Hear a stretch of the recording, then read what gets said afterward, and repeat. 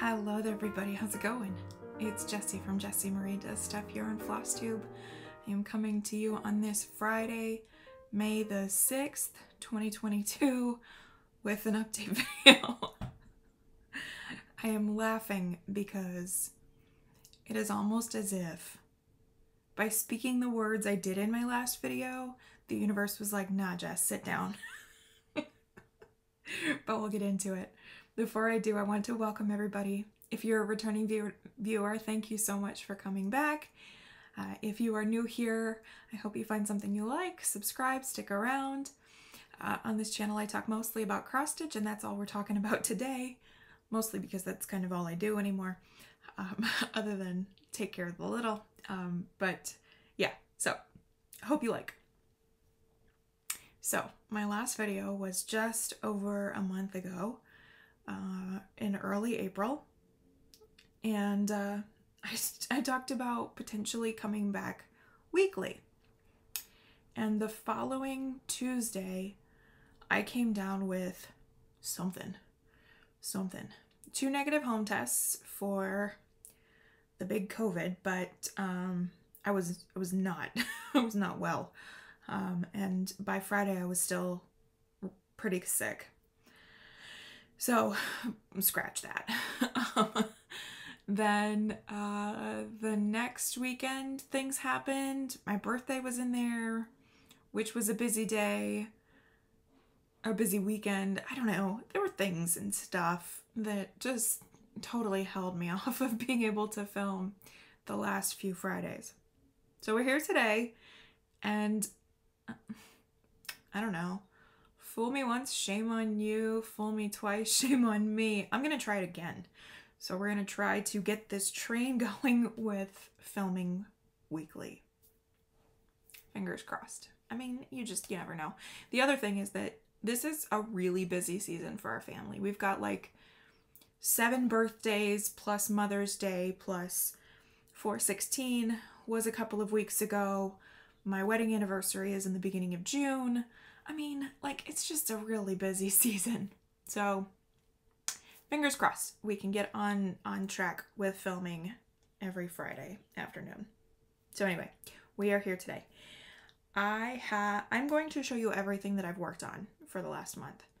April was one of my worst stitching months in recorded history. It was just a little bit more stitching than January and February of 2021. Which is when my daughter was 0 to 6 weeks old. It was just a little bit more than those 2 months. It was not a great stitching month between August quilt finish hangover and getting sick and indecision and all of this stuff. It just ended up not being a very stitchy month. So I don't have like a million things to show you. A few, sure, but not what my months have looked like this year. So, shall we just get into it? Yeah, but before we do, I have some Q&A. So in my last video, I told you all to leave your questions in the comments, and then I mentioned that I would go over them. So let's do that. So I have a few questions here. So the first is coming from Raylene. And Raylene asks, on the Christmas on the Farm, how much space are you leaving between the patterns? So that's the Farmhouse Christmas. And I think I'm leaving like 2 inches between them, but I'm not stitching them all together. I'm going to cut each of the blocks out and fully finish each of the blocks separately. So the space that I have left between them it's arbitrary. It's not anything specific. And my finish idea, I don't need a whole lot of margin, so they're fairly close together. Yeah, they're fairly close together. Okay, Norma Jean asked, when you park all of the threads on the front, how do you remember which color is what? And this is a question that I get often with the fact that I park a lot.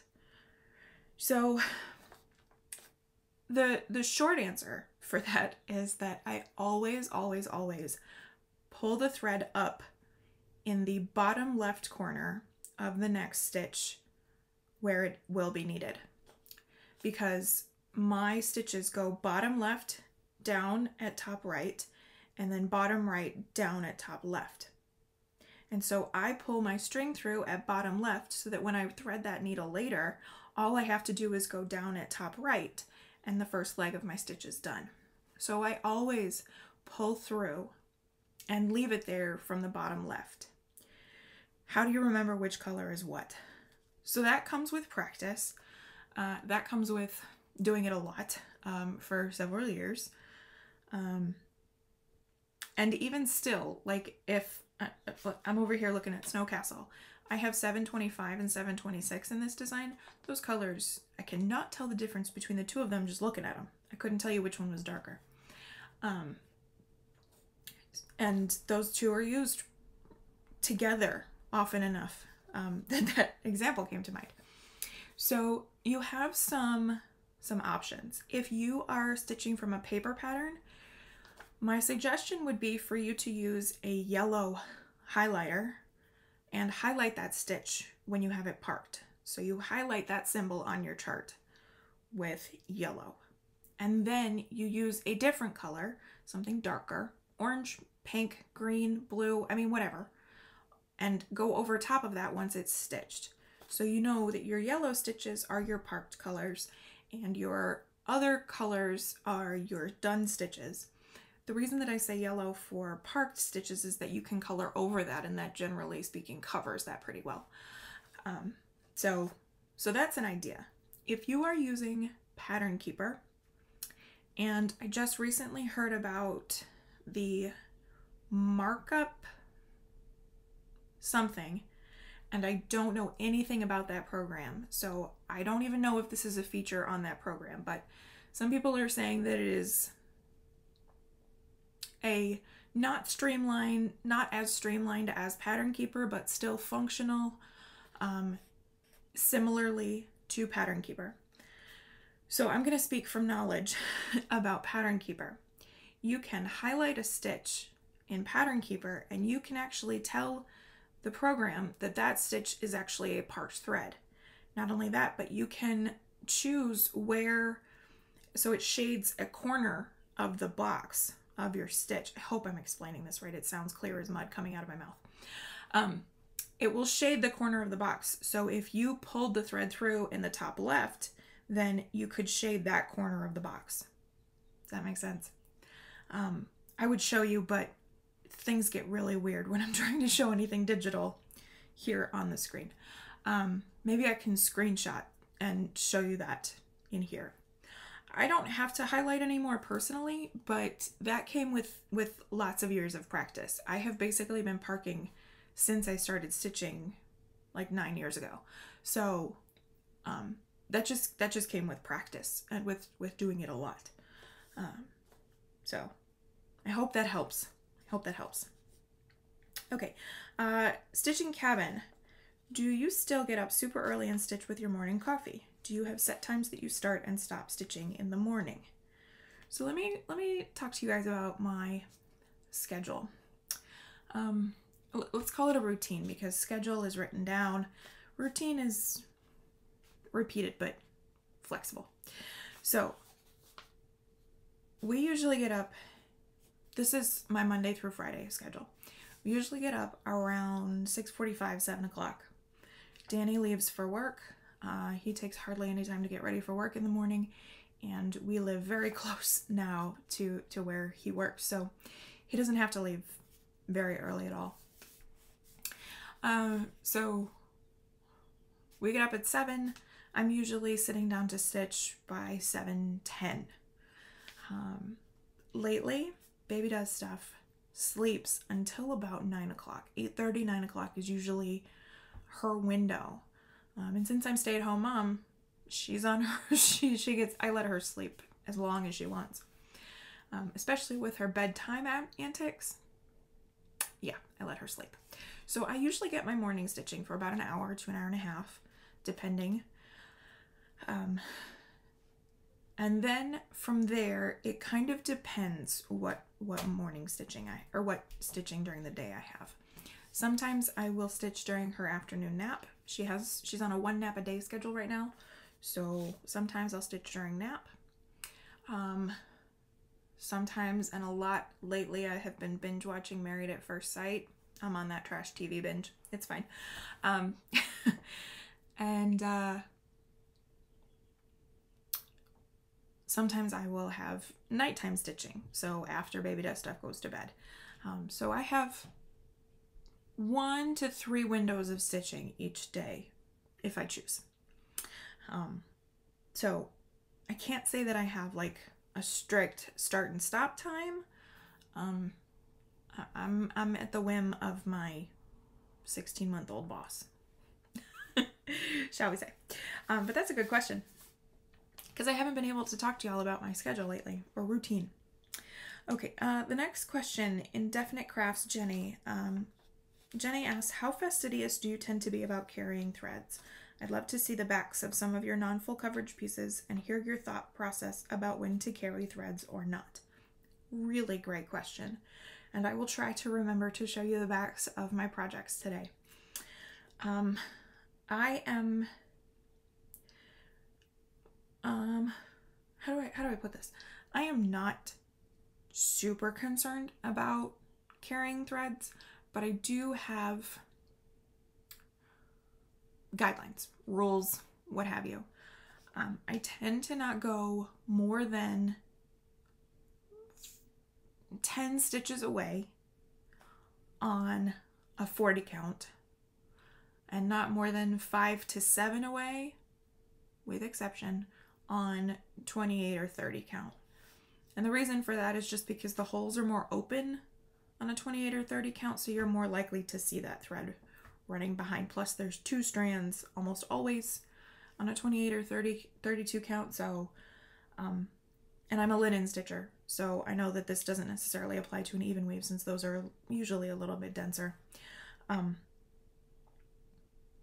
So it's kind of my general rule.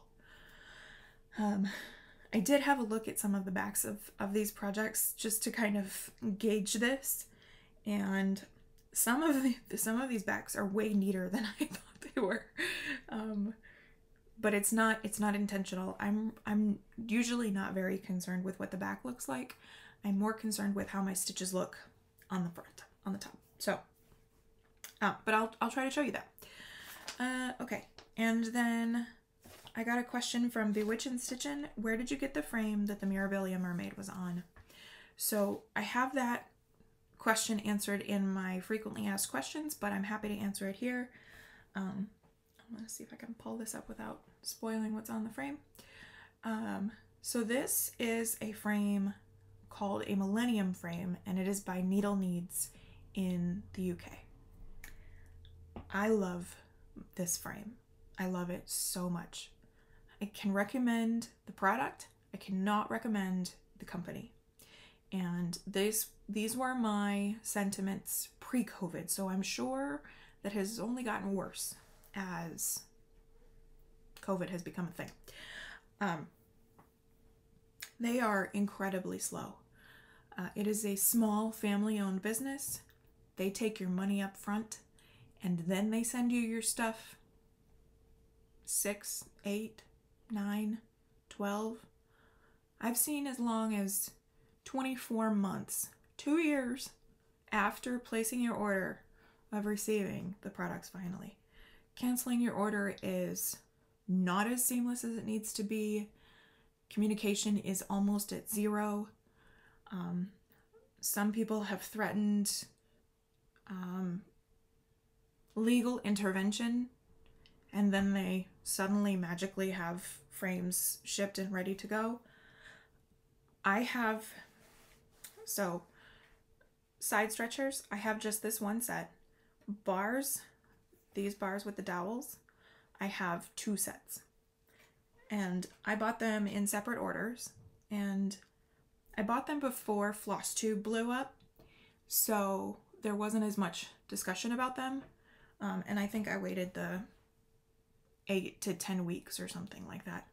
That is remarkably still on their website as of a couple months ago, which is just,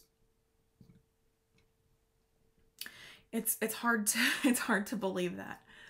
given the stories. So I can recommend the product if you can find them on the secondhand market. First of all, let me know, because I could use another one. Also, that might be the best way to go about getting one of these. Or if you're an incredibly patient person, then go for it.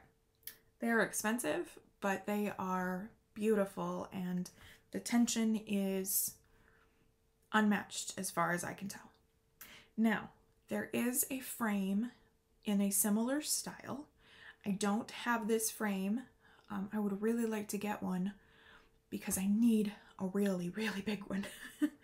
And it is the Quantum frame by the Omanique factory. And it's a similar aesthetic. It's a similar style. It has the long bars with the dowel system and then side stretchers that twist out like this.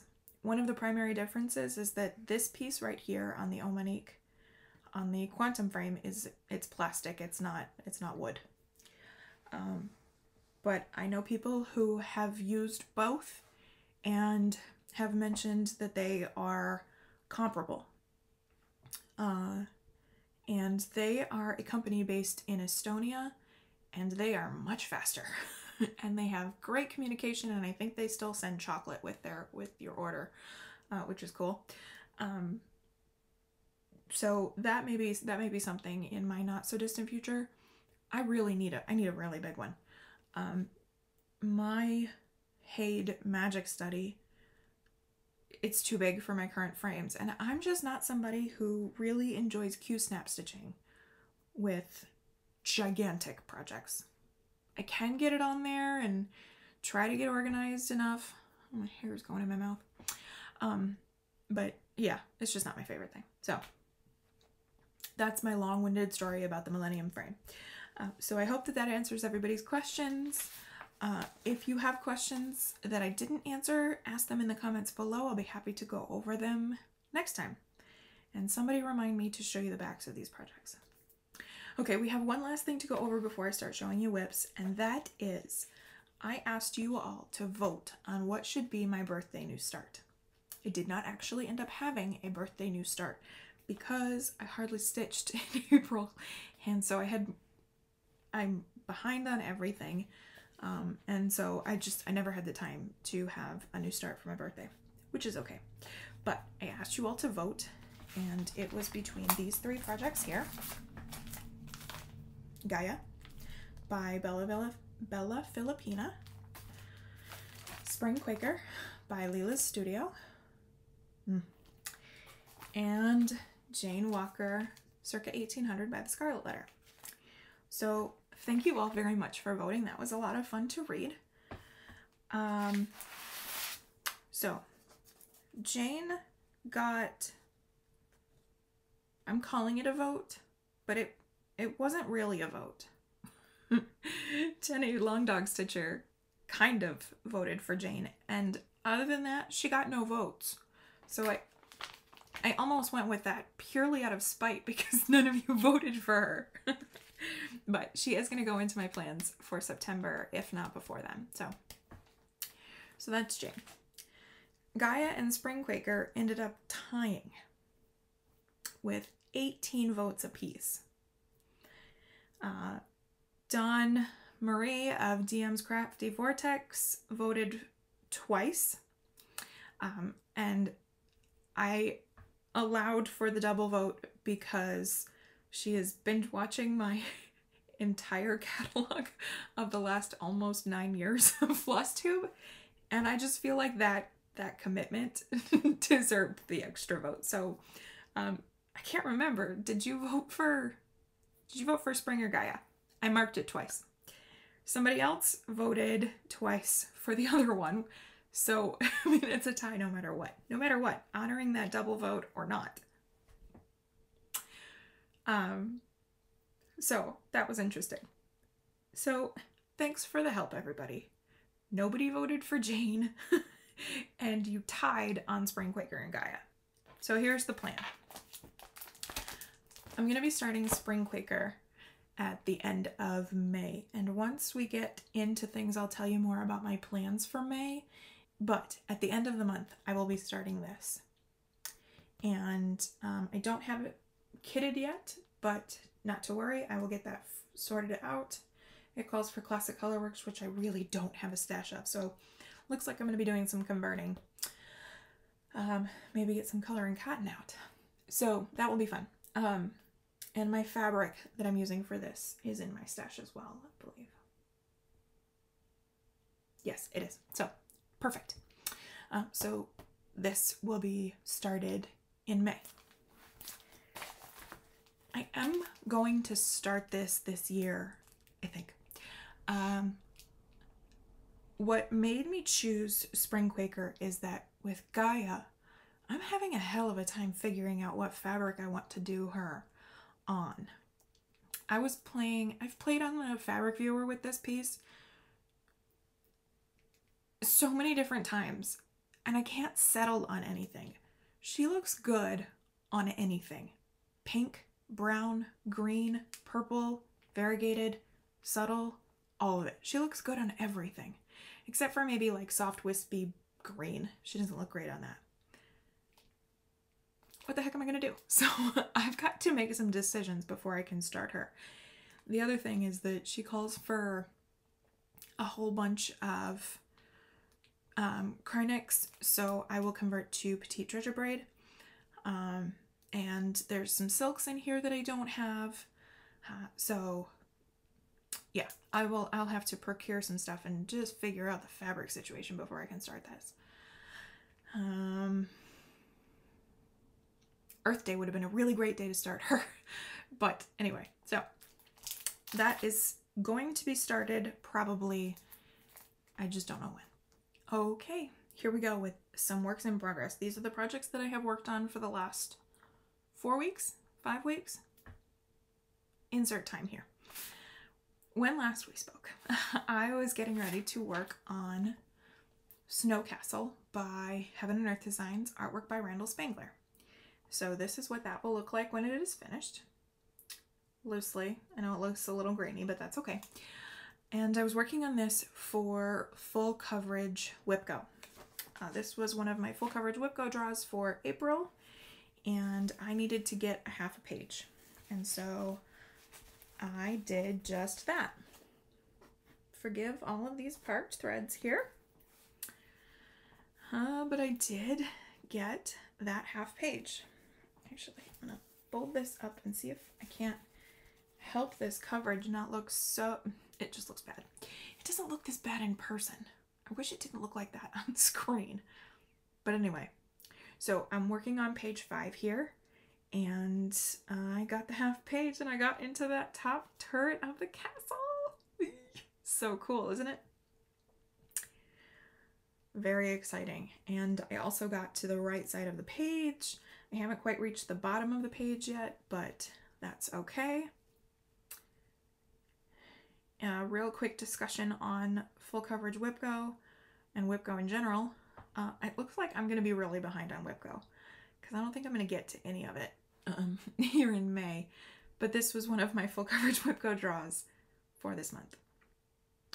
So anyway, yeah, really excited. I loved stitching that. There was so much confetti. I mean, you see all of the threads I have parked in there, and I was just having a ball. This got really boring, so I was really excited to get into some fun stuff here. So, yep, that is Snow Castle. And if I hold it back, oh, you know what, actually, I think if I tilt it, it doesn't look so bad. Anyway, Snow Castle. 25 count, easy grid Lugana from Zweigart, 1/1 full cross.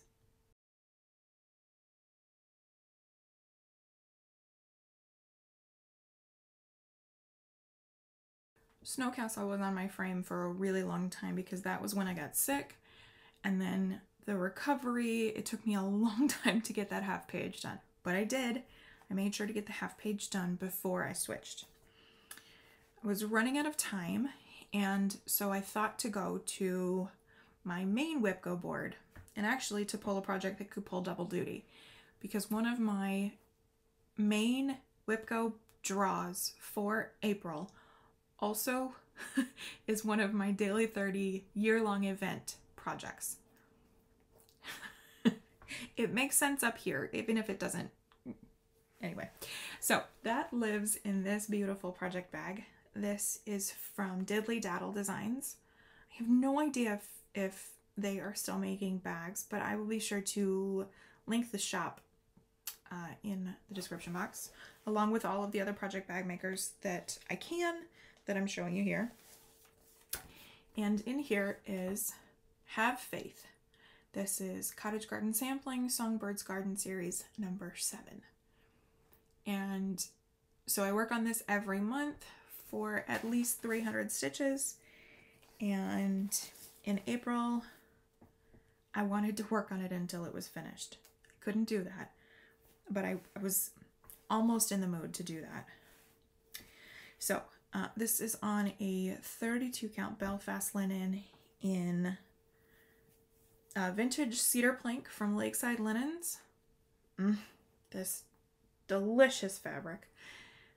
And as you know, I have changed it to family, but this is where I'm up to now. So can I do this with one hand? Awesome.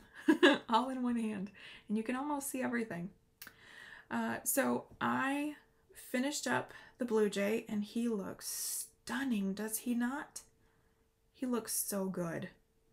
I'm really, really, really pleased with how that turned out. And then I brought this down and I finished up this leaf in here. Lots of stitches really fairly easily. It's only a few colors. I mean, there was some dizzying spots in here, but lots of block colors. There's 3 colors in the leaves and the vine. Yeah, this was good stitching. Unfortunately, I was about here in the white because previously I had his wing done and then I was just filling in his belly and chest. I was in here on his chest when I realized that everything, all of this bough, our J friend here, these 3 flowers are shifted up 1 stitch too high. So bummed out. Yeah, it's 1 stitch too high. When I started this, I must have miscounted off of my Y from my hand-drawn chart because all of this is 1 stitch too high. I'm really glad that I figured this out here rather than once I tried to get to the apex and nothing met up. That would have been a problem. Especially since I was contemplating coming over here and working my way down. And the fix that I have discovered is that, let's see if I can get this to show. There is a section right in here. And I think I'm thinking about this right. So y'all correct me if I'm not thinking about this correctly. But I think that there is a row in here that I can take out, which will take all of this up 1 row. So it will meet. Everything will meet where it needs to. Am I thinking about that correctly? I think that's what I have to do. I have to shift all of this up 1 stitch. So yeah, I hope I'm thinking about that correctly, because this is already shifted up 1 stitch. I think I have to take out a row over here. Yeah, I think that's right. I'm second guessing myself because I mean I messed all this up. So anyway, I think it's beautiful. But you know, it's funny because I remember when I was first charting this out, this flower was not supposed to touch the letter at all. There was going to be 1 stitch margin between the flower and the letter, and they touch in this iteration. So I should have known way back then, but I didn't. So anyway, so that is where I got to with Have Faith/Family in April. This will come out towards the end of May because it's a project that I work on every month. It will not come out to the finish because that is going to take a long time. That's full coverage. It's just 2 colors, but it's full coverage, and it's not going to be the most fun stitching. So anyway, so that is Have Faith Family.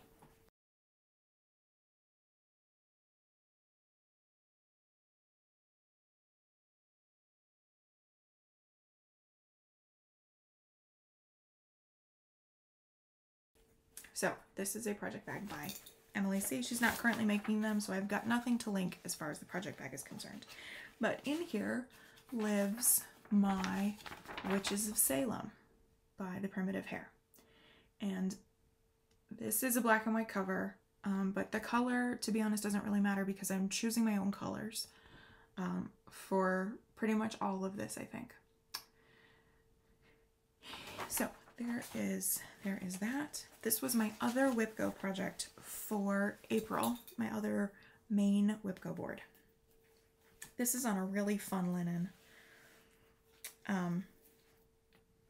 So yeah, this is really fun. So here's where I am and where I got to. The linen is a 28 count Maron linen. That's not a Zweigart base. I'm not sure of the producer of the fabric itself. However, it was dyed by XJew Design in the color Gold Sand. It's a really fun linen. It's a little bit stiffer than a Zweigart, but it's not quite Witchelt. So yeah. So anyway, this is where I got to. I had done basically this side previously, and so I decided that this time I was going to come up here and try to get page 1 done. I did not do that, but I did get the Tombstone Angel done, and I think that turned out fantastic. I used a coloring cotton for that in Chimney Sweep, and I think it turned out fantastic. Fantastic. So I'm really loving how that turned out. So then I wanted to get started on the names. This is on a 28 count linen, like I said, and I don't love lettering 2/2 on 28 count or 32 count. I really don't love it. I don't know why. I don't love I don't love doing the lettering on Leah Gronow because it's 2/2 on 32 count. Yeah, so I thought that I would switch it up and try to do 1/1. So I was looking for a font that would take up a similar amount of space to the way that it was charted. And the way that it's charted is the capital letters of each of the accused names is 6 stitches tall. So converted to 1/1, I would need 12 stitches tall to fill that same space. So I found this one on the Hands Across the Sea website, and that capital B is 12 stitches tall. But I don't love this font. Don't love it. I think it's too flowery. That's the word I keep using. I think it's too pretty. I think it's the wrong aesthetic for this. It's very Jane Austen, and I want this to feel very much more Witches of Salem. I don't know. I'm not super in love with that. I'm not looking forward to ripping out 1/1, but I'm not super digging that. The other thing is that it being a more cursive style font, a more script style font, the width of the word is much less than it is in the original. If you look at Bridget's first name, the T lands well into the bottom of the Tombstone Angel's wing there. And in mine, it's not quite there by quite a bit, which is not a huge big deal. That's not a really big problem, but it's a consideration nonetheless. So somebody on my Instagram, and forgive me, I don't remember exactly who it was, but somebody recommended to me Lord Lebanon, and they have fonts based on number of stitches tall, which is fantastic. And they have, I think they have a few 12 stitch tall fonts. So I may have to rip this out and start over.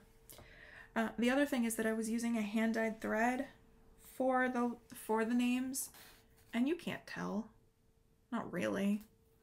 So why not save that hand-dyed thread for something else and where it will be seen, and instead go with a solid or a semi-solid. So that is Witches of Salem, and I never showed you the back on Have Faith, but I'm going to show you the back of this one. But this is a lot of block stitching anyway, so that's kind of misleading.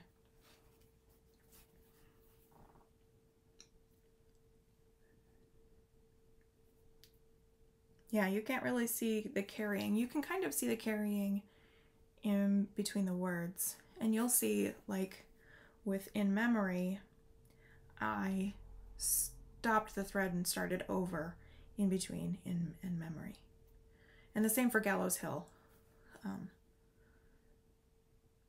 So, hopefully that kind of showcases my thoughts on carrying threads. And that is Witches of Salem. I love this project so much. I would really like to finish this year. It is on my main WIPGO. No, it's not, because that was the whole reason I worked on it in April. I'm going to have to find time to work on this maybe in October. I would really like to finish this year.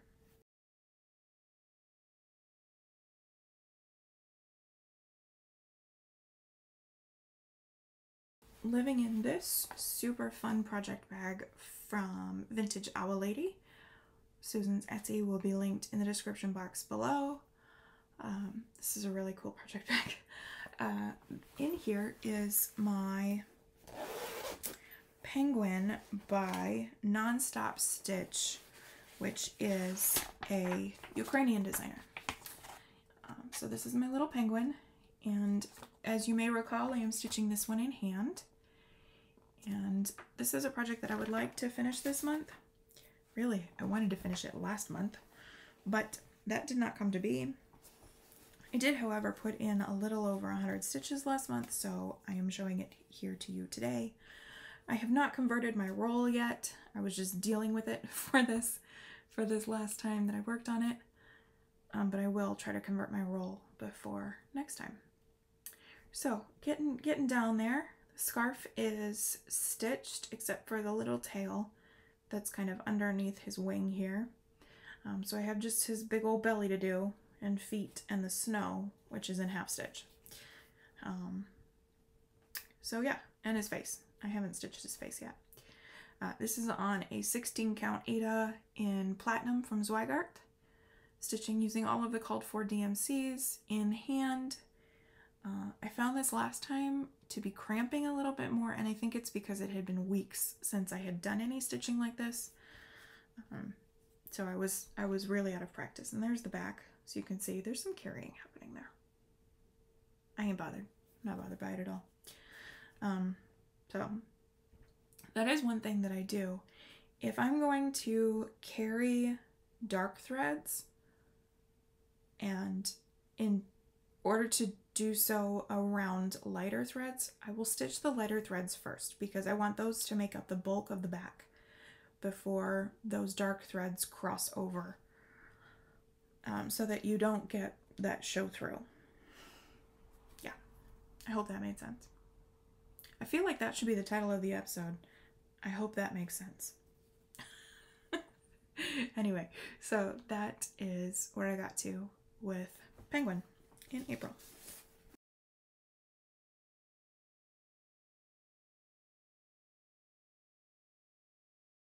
My birthday weekend, so my birthday was on April the 25th, and which was the Monday, and the weekend just before that was the latest edition of 24 Hours of Cross Stitch.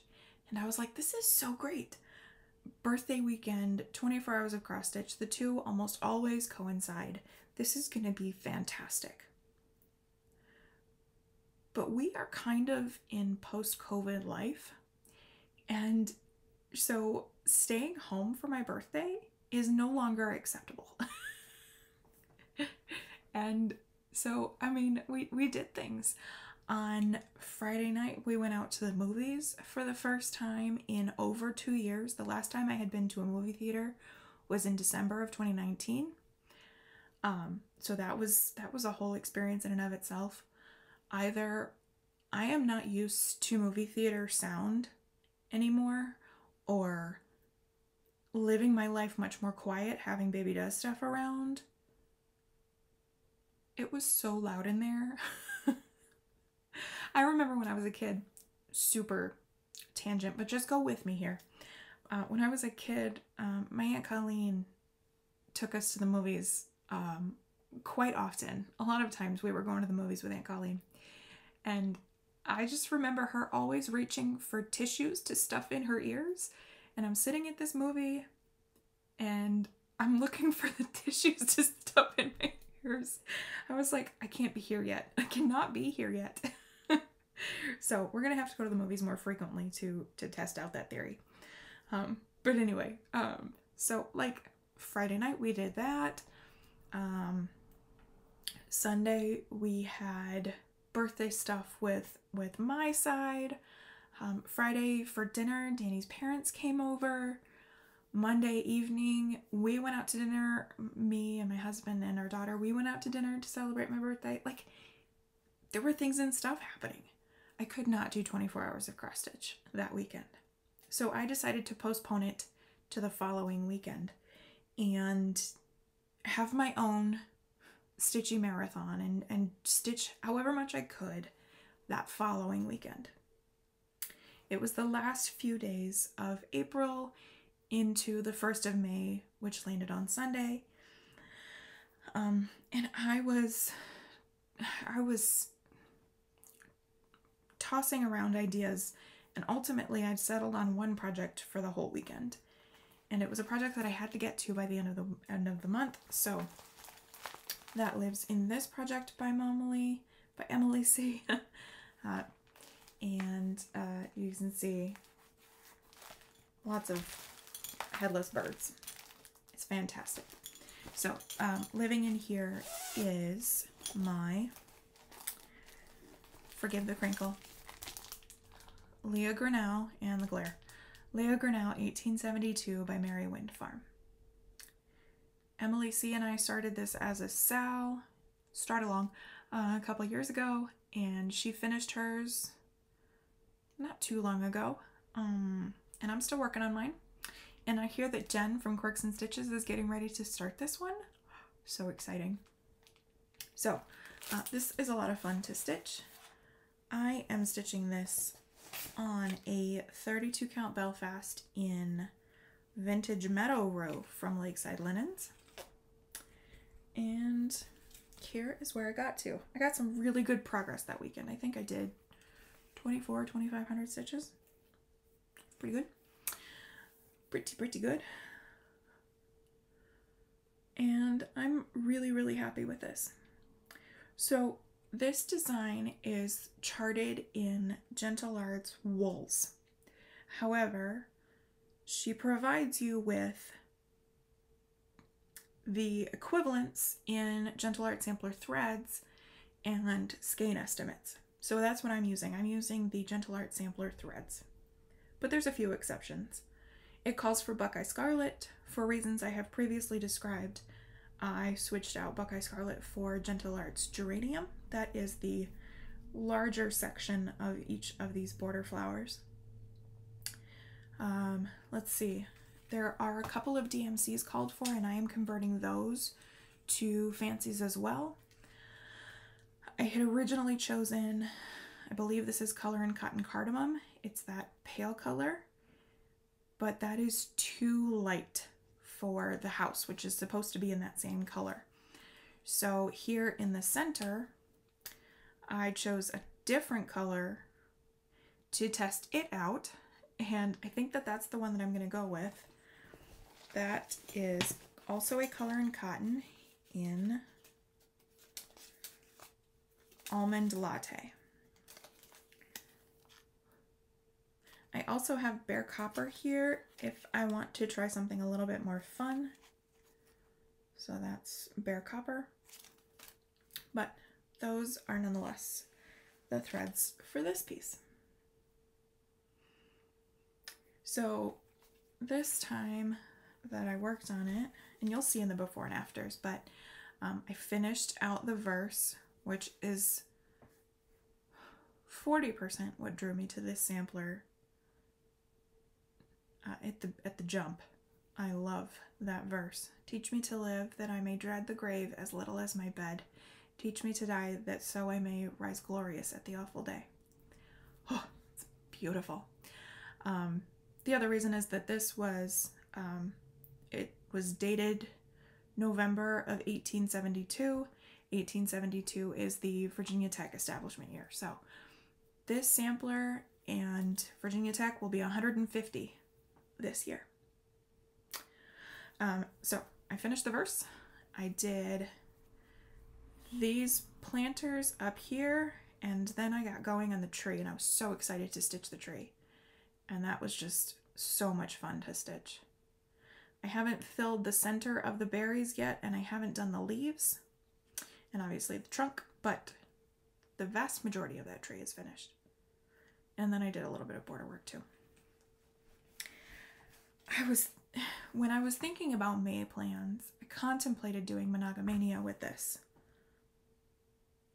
I had so many different ideas what to do for May, I just gotta tell you.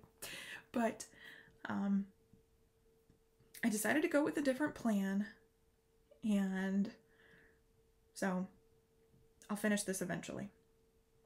Maybe in September, maybe I can get it set up to finish in September. Still a bit to go yet, but anyway, I'm loving this. So I'm going to show you the back of this one, because this is probably, of the projects I have to show you, this is probably the messiest back. To show you kind of my carrying, what I'm willing to do and not. I've done quite a bit of carrying in the verse, and I think I've carried further in the verse than I normally would, but I just don't like stopping and starting. And I shouldn't say that. I'm okay with stopping and starting with one strand because I can pin stitch with one strand. My pin stitch with two strands is not great. I'm not secure in it. I don't love it. So I don't do it. But I'm also not flipping to the back every few letters. Not doing it. So there's more carrying going on here than typical for me. But anyway, so that's the back. And to be honest, even with all of that carrying, it's not so bad. It's all right. This fabric is dark enough to make up the difference there. So anyway, that is Leah Gronow. I love her very much.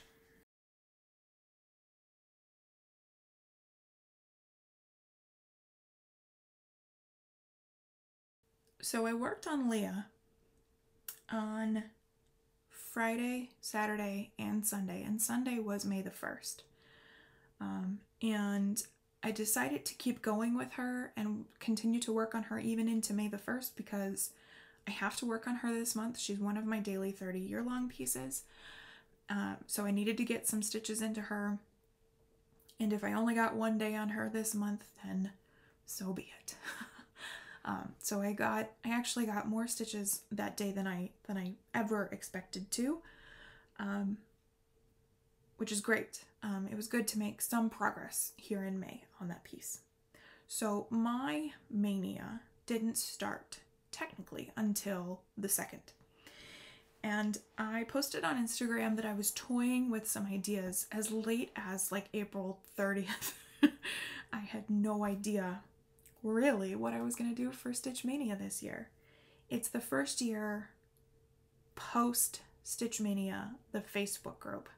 So we are continuing the legacy of Stitch Mania, even though the official Facebook group is no longer. I get very nostalgic when I think about Stitch Mania and its origins, and a little bit verklempt. I don't know why. It's something so silly, but it's also, it kind of feeds into my wishes for WIPGO. I hope that WIPGO is something that can surpass me. I hope that it's something that can exist beyond my heading it, because I love WIPGO, but I also know that some good things come to an end, and so I hope that it's something that can continue beyond me. I have no intentions of ending it anytime soon, by the way, so don't get your heckles raised, don't get worried. It's going to continue into infinitum as far as I'm concerned today, but I do know that sometimes these things end. Case in point, Stitch Mania. Stitch Mania it's just kind of, when you start thinking about your stitchy plans for the year, May is kind of one of those months where you kind of block off. So, this year for Stitch Mania, I knew that a real Blimey Cat method, I wasn't going to be able to stick with it this year. So Blimey Cat method is you take your projects that you started during Mania in years past. I have Mania projects going back to 2016. And you work on those pieces on their birthdays. So for instance, I know that May the 1st, 2020, I started Rolodex Morning Sampler by Bendy Stitchy, so I would work on that on the 1st this year. I know that my project for May the 2nd, I finished in December, and so that has an open space. So that's where I could put in a new start this year. So that's the Blimey Cat method. It was created by Brittany at Ingleside Imaginarium, who I think her channel name has changed, but she used to be Blimey Cat. She's still Blimey Cat on Instagram. Okay. I knew I couldn't do that. I can't switch that frequently. That's not my jam. So I contemplated a Monogamania. I contemplated a WIPGO Catch-Up Mania because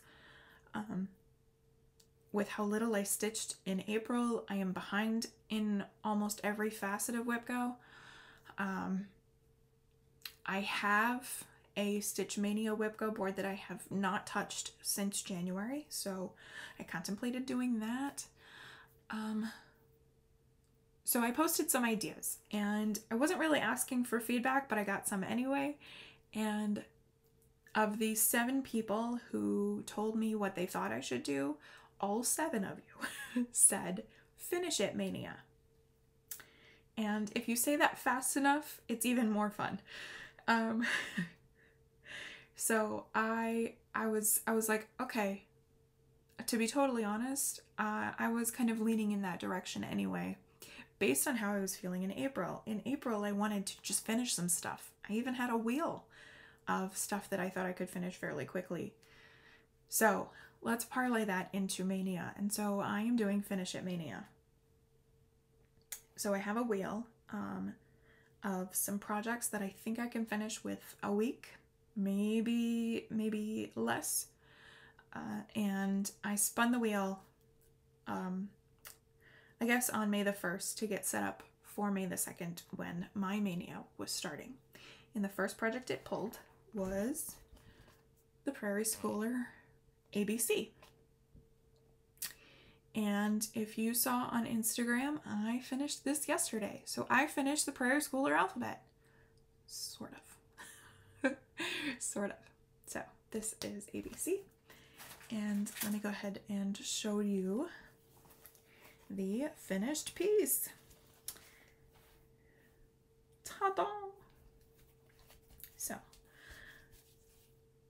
yep, there it is, all done. So I'm going to show you this here. The coverage is not going to look great. It looks so much better in person.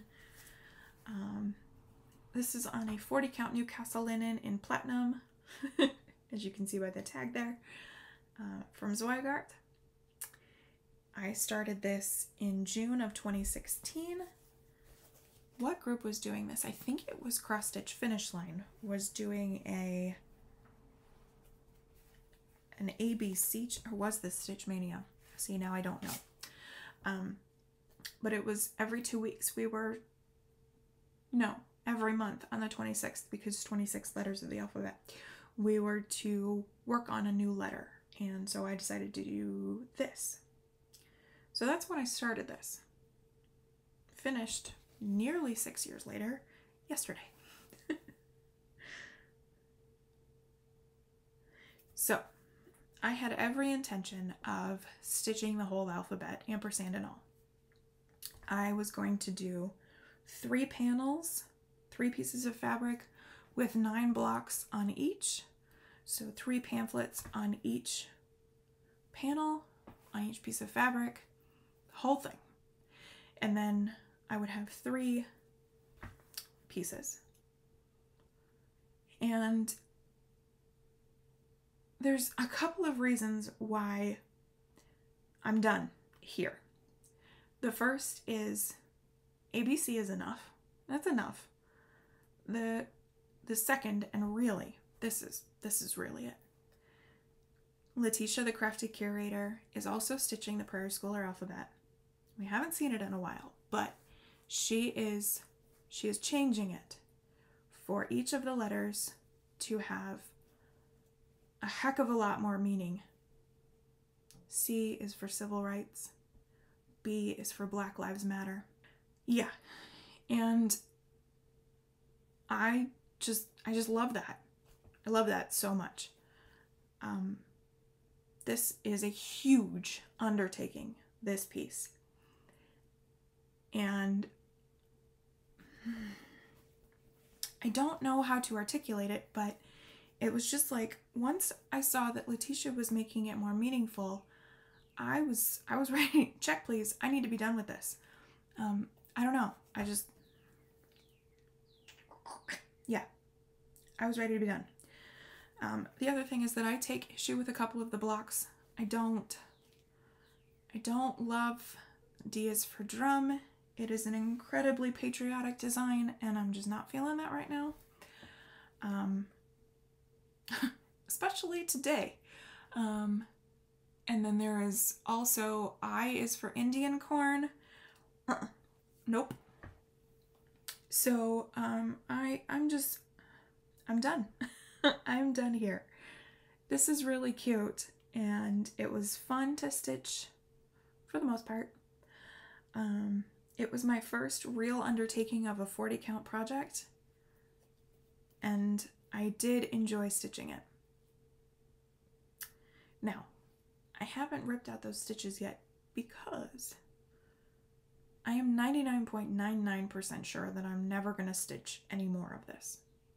On the off chance, on that 0.01% chance that I do decide to go back to this and continue the alphabet, because that completionist within me is like, yeah, but you didn't finish it. If that becomes too overwhelming and I decide that I need to keep going, then I will.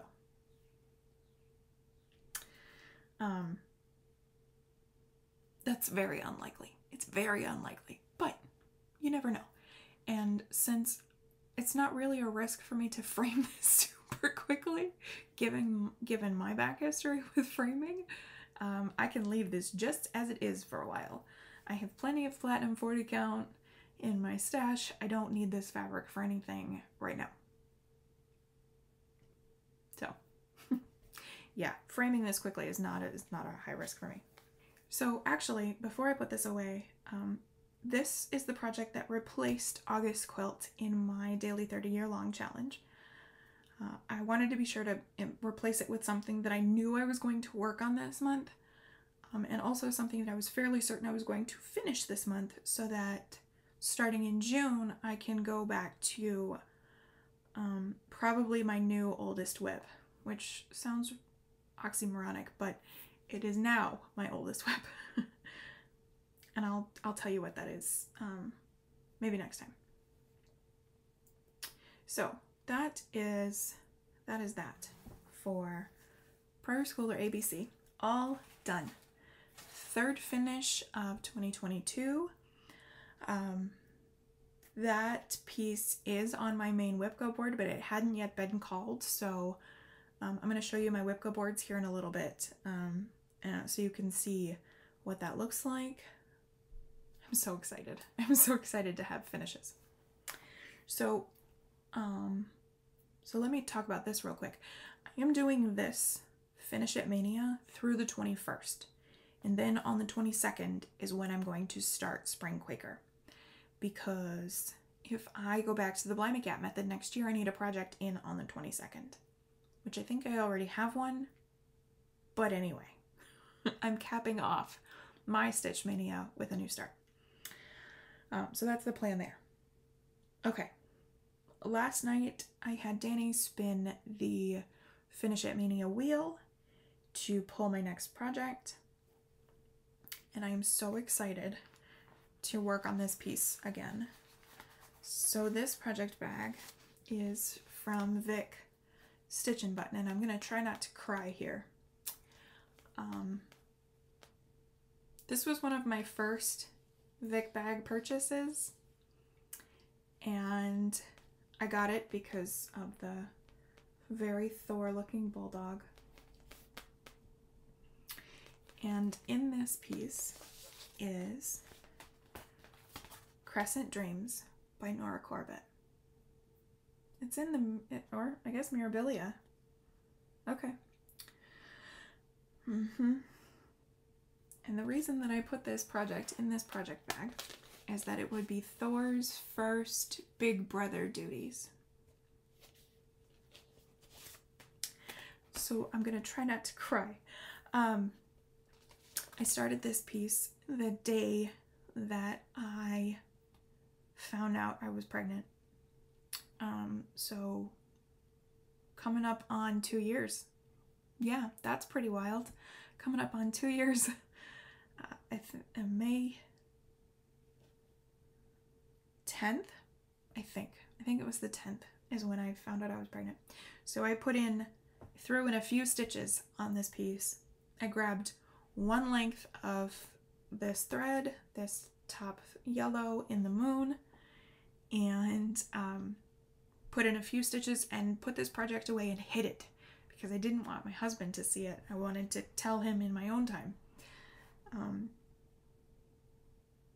So yeah. So I'm going to show you where I'm starting from, but y'all.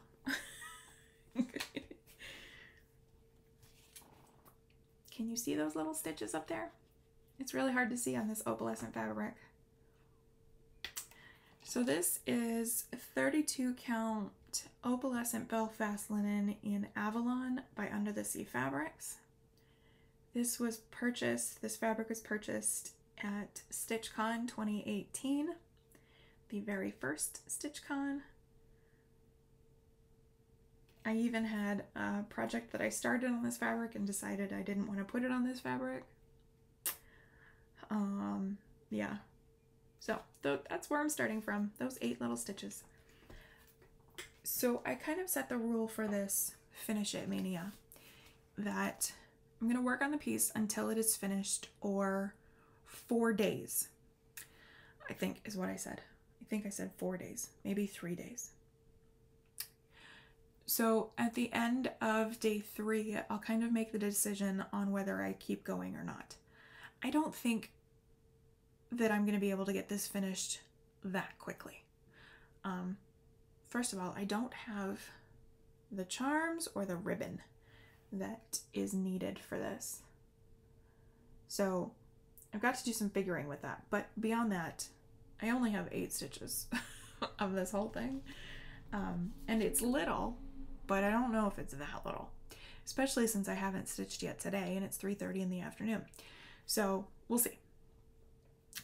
This is my next project for Finish It Mania, or work on it a whole heck of a lot to get closer to the finish.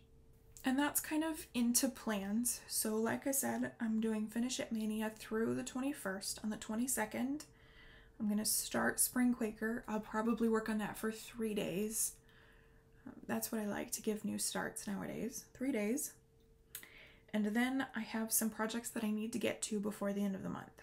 Bluebeard's Princess Mirabilia. That is a piece that I am working on each month, and I have chunked up the design into equal parts to get it finished by the end of the year. So I've got to do that. I need to work on Garden Beauty, also by Mirabilia. It's the longest since I last worked on that piece. And I need that for a thing. And then also Have Faith / Family. I need to work on that this month because it is my final piece for the daily 30-year-long challenge. And I think that those are the only ones that I have to get to in those last 7 or 8 days of May. June is going to be something because I'm about to show you how far behind I am in WIPGO. And I didn't mention any WIPGO pieces just now. Okay, so let's talk about WIPGO real quick.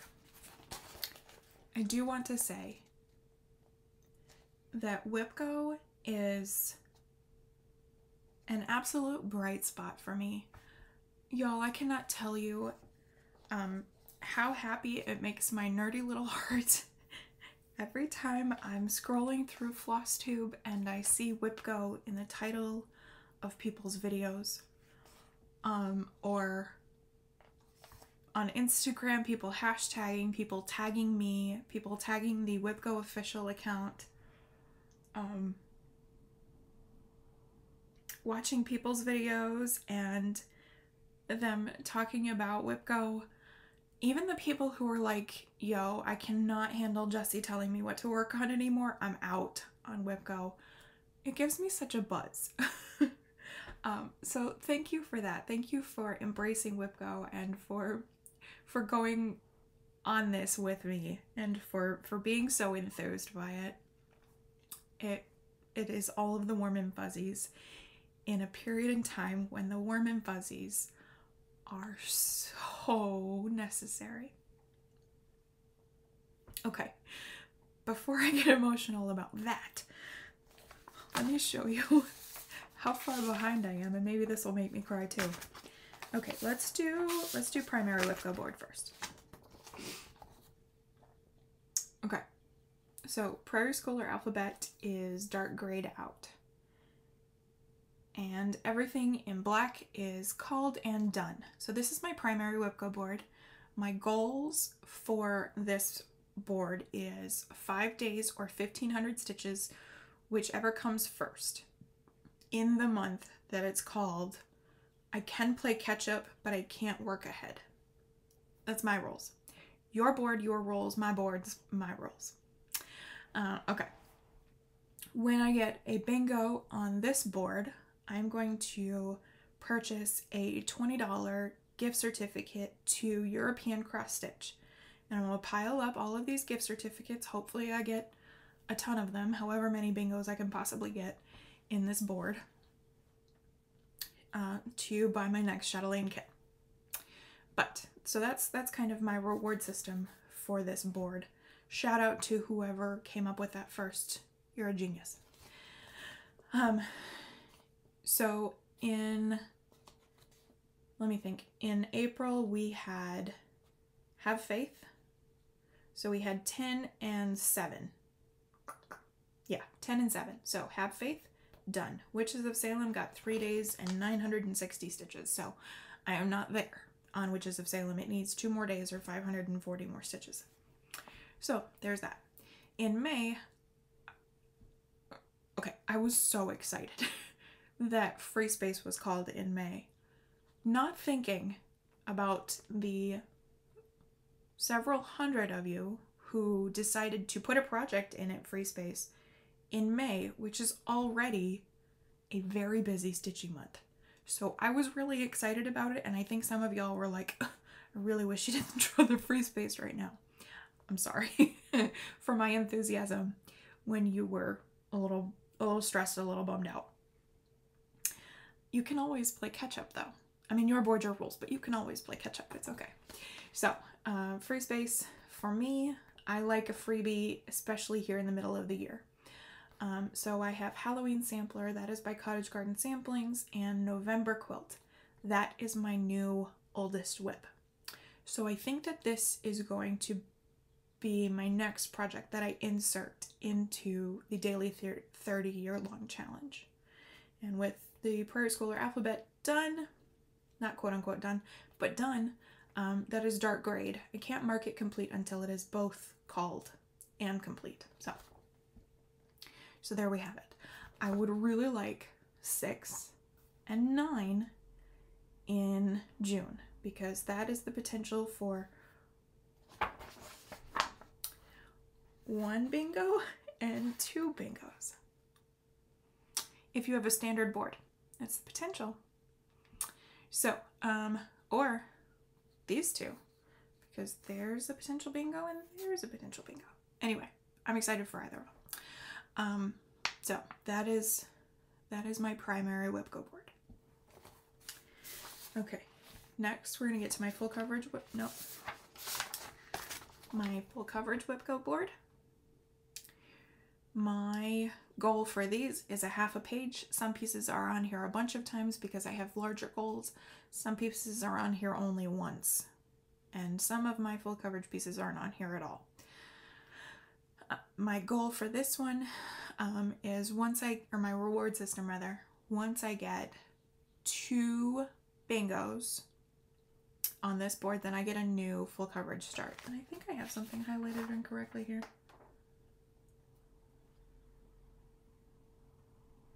No, I don't. Okay. Sorry. Okay, it's all good. So I need 2 bingos before I can have a new full coverage start. And if I get a blackout, then I will let myself start something else in the new year. We'll talk about that here in a second. So Quick Stitch Day and Night was called in March. I never got to it. Magic Study was called in April. I never got to it. Personal Sunshine and Snow Castle here in May. I'm not going to get to it. So I'm going to be really far behind. Really far behind come the end of May. So I'm going to have to find a chance to catch up, and I'm not entirely sure how I'm going to do that. Because right now I'm looking at 2 full coverage pages, so 3 by the time this is all said and done. I'm not going to catch up all in 1 month. That's just not going to be feasible. So I have to figure it out. And then here is my largely abandoned Mania WIP Go board. I think that I might be scrapping this one.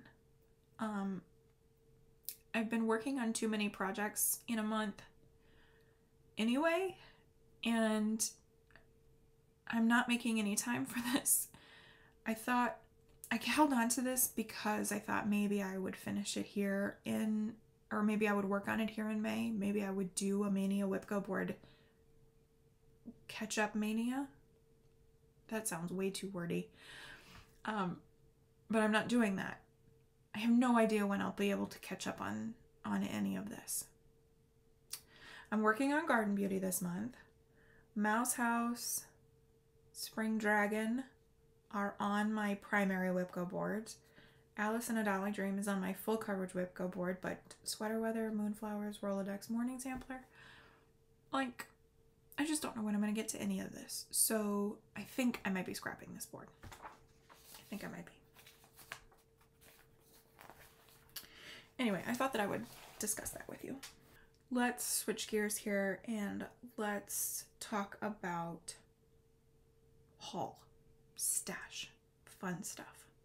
The first thing I'm going to show you, preview image here, is Supersize Max Color, The Grand Library by Heaven and Earth Designs, artwork by Amy Stewart. It finally released, and not only that, but the SSMC version released on the very last day of a 50% off sale. That was fantastic. So I snatched that up, imported into Pattern Keeper, and the heart palpitations kind of picked up a little bit because there's over 700,000 stitches in this project. It is a super size max color, so I don't know particularly why I am surprised. But that was a bit hard to grasp. Perspective in this moment was a little over 270,000 stitches. So nearly 3 times the amount, nearly 3 times the size of in this moment. I'm hoping to do, well, I don't want to get ahead of myself. As of today, my plan is to start that on January 1st, 2023. I just got done telling you that if I get a blackout on my full coverage whipco board, that will give me the opportunity to start this on January 1st. To be totally honest with you, regardless of what happens with my full coverage whipco board, I think I'm going to start this on January 1st. A couple of reasons. I need a quantum frame big enough for this yard of fabric. And I don't even know if I can get one big enough because I think the long side is in the width. So some figuring to do with that. I need to get it kitted up in the way that I need it kitted up, and that's not something that I'm going to be able to do immediately. I would like for some of the hype to die down, which is exactly what I said with Super Size Max Color Once Upon a Fairy Tale a few years ago, and then I never ended up starting it for a lot of reasons. I think that was 2020, and I think that was a bad time for me to start it. So the real reason that I think I want to save it for next year is that my 10-year FlossTube anniversary is next year. It's in August of next year. 10. A decade of FlossTube is next year. And that is remarkable. That is remarkable.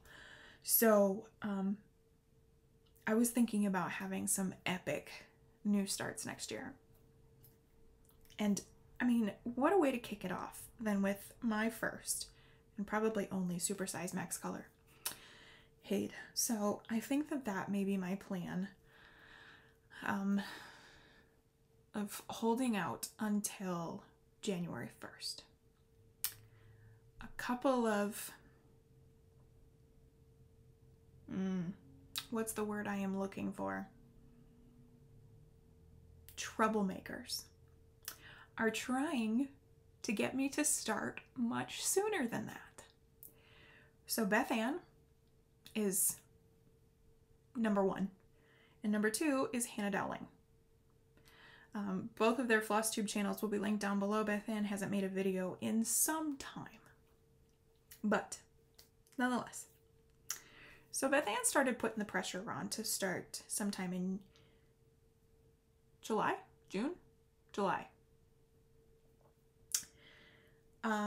And at first I was like, nope. I want to start the owl little wings first for Baby Does stuff. That I want to be my next full coverage start. I want to hold off on the Grand Library for a bit. And I thought I had somebody to go along with me on the waiting bit, because that's what Hannah said. Hannah said that she was going to wait until January 1st. She and a friend both were going to wait until January 1st. And that was like less than a week ago. And a couple days ago, she goes, you know what, actually I'm going to start June 4th. Because she wants to take it to StitchCon. And I'm like, you gotta be kidding me. So here's the reason why that is impactful. June 4th is my wedding anniversary. And so I thought, how fun would that be to have a Super Size Max Color start on my 6-year wedding anniversary? But I'm not going to be prepared in time. I'm just not going to be ready to start this thing in less than a month. And so while they got the gears turning, I'm not in it yet. I'm not ready yet. I'm gonna hold out until January 1st. The hype has got to die down for me. I need it to be less of a frenzy. It feels like people are racing to be the first one to get the first page done, and like I'm not in that headspace. Anyway, that's enough about that. Let's get in with the rest of the haul. The next installment of the Cottage Garden Samplings, A Year in the Woods, The Bear. I love that. I cannot wait to get further into this series. Things are all out of order, but that's fine. This was a birthday present.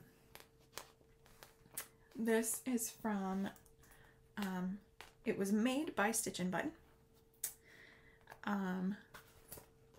But it was a gift from Vicky at Reading and Stitching. And how cool is this bag?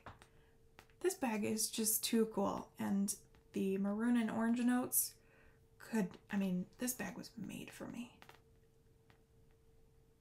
If it had a bulldog on it, oh, it's so cool. And then Vic threw in the Notions pouch and the Ort book with this. I've got to come up with something cool to live in here. I don't know what, but something cool is going to live in here. Okay. Up next is another project bag.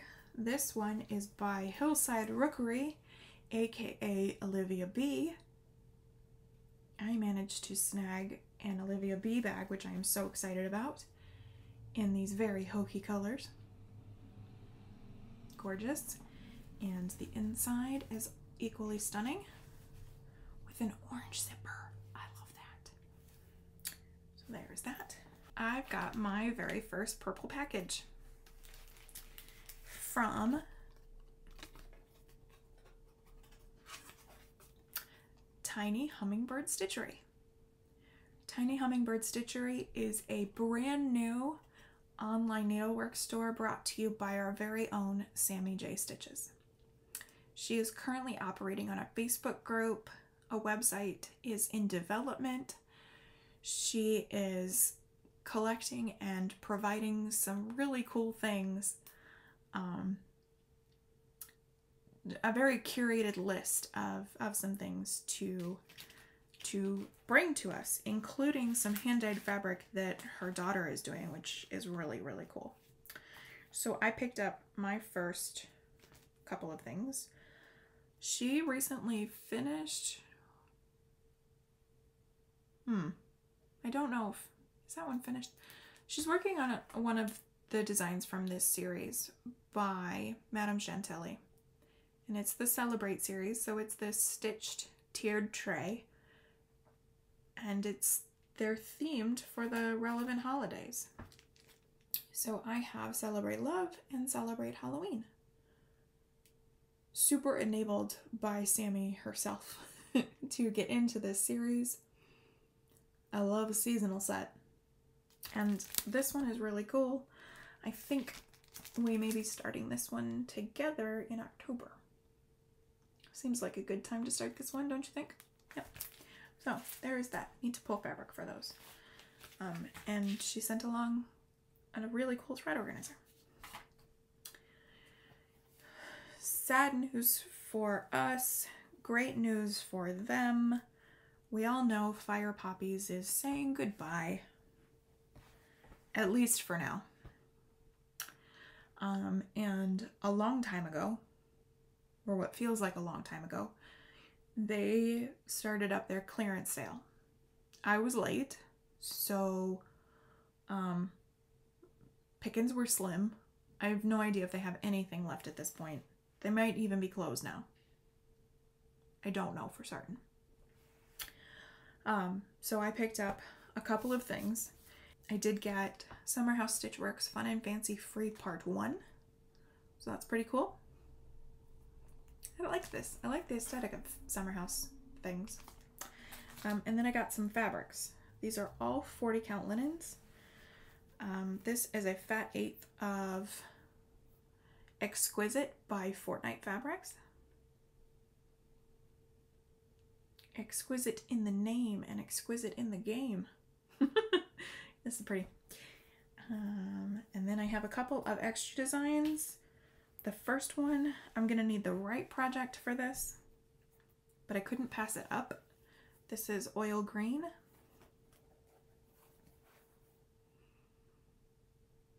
Yep, that's gorgeous. I'm losing the light. It's a beautiful, very rainy day, but we're almost done. Anyway, gorgeous. And last but not least is Little Bunny, also by Extra Designs, and I think that this is my fabric for Spring Quaker. Pretty perfect. Just it looks fairly not too mottled, not mottled hardly at all. Gorgeous, soft, pinky-ish neutral. So that is that, and I think that that is the extent of my haul for this go around. I have some really cool stuff on the way. I am really geeked about it. I spent some birthday money on something cool, but I'll talk about that when it gets here. So yeah, so I think that that is everything. Actually, I have one last thing. My birthday present from my husband was another piece from Hand to Earth Ceramics. I told you all about my little bowl, and we caught another update, and I was able to pick up this little beauty. This was, when you go into a Deanna update, you have your, like, essentially top 5, because you will get cart tracked. It's almost a guarantee. And this was my number 2. So I love this. I love it a whole lot. And these little stars that she has etched in there. I almost said stitched. Did you hear that? Yeah, gorgeous. Absolutely gorgeous. And I have used this several times. In fact, I would show you the bottom, but I've still got some of my morning coffee in here. There you go. Hand to Earth Ceramics by Deanna. Love her stuff. So that was one of my birthday presents. So I'm going to head off here. I'm going to wish everybody a happy stitching weekend. It is Mother's Day here in the United States. Tomorrow we have a big thing going on. It's my birthday. My niece's birthday is on Monday, and it's her first pseudo post-COVID birthday, which I'm so excited for them that they get birthdays again. And with Mother's Day, so we're going to celebrate all of that tomorrow. I have a hard time talking about Mother's Day because I know that Mother's Day is not an easy day for everybody. And so to all of my human moms and fur baby moms and hopefully someday moms, and even those of you who find this particular holiday to be a difficult one, I hope that you have a calm and easy Sunday. Yeah, that's what I'm gonna say about that. And so, happy stitching, everybody. As always, be kind, stay safe, stay healthy, and I will see you in the next one. Hopefully next Friday.